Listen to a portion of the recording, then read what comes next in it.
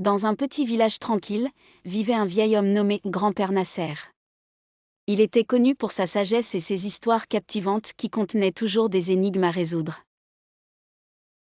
Un soir froid, il invita les habitants du village chez lui pour leur raconter une nouvelle histoire. Tout le monde s'assit autour du feu crépitant, et d'une voix remplie de mystère, Grand-Père Nasser commença son récit. Il était une fois un grand royaume gouverné par un roi juste. Ce roi possédait une couronne en or, dont on disait qu'elle avait des pouvoirs magiques. Mais une nuit, la couronne fut volée de la chambre du roi sans que le voleur ne laisse aucune trace. Le roi ordonna à tous ses gardes de chercher la couronne, mais ils ne trouvèrent aucun indice. Quelques jours plus tard, un sage étranger vint voir le roi et lui dit « Ô Majesté, j'ai un moyen de découvrir qui est le voleur.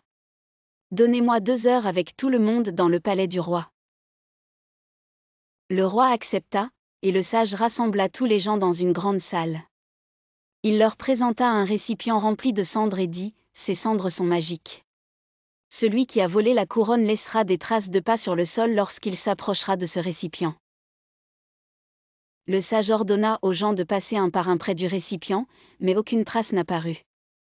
Le sage sourit et dit au roi « J'ai trouvé le voleur. » Grand-Père Nasser s'arrêta de parler et sourit, puis dit « Première question, comment le sage a-t-il découvert qui était le voleur ?» Puis, Grand-Père Nasser continua son histoire. Après avoir retrouvé le voleur et rendu la couronne, le roi décida de tester les sages de son royaume. Il en convoqua 3 et leur donna 3 coffres identiques, en disant « Dans l'un de ces coffres se trouve un joyau précieux, dans l'autre une pierre ordinaire, et le 3e est vide. Chacun de vous doit choisir un seul coffre. » Les sages réfléchirent longuement avant de choisir leur coffre, mais après les avoir ouverts, ils furent stupéfaits de voir que le joyau se trouvait dans le coffre que personne n'avait choisi. Deuxième question, comment cela peut-il être possible ?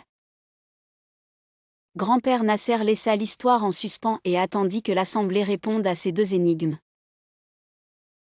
Astérisque astérisque si vous trouvez la réponse, n'oubliez pas de la partager dans les commentaires, astérisque astérisque.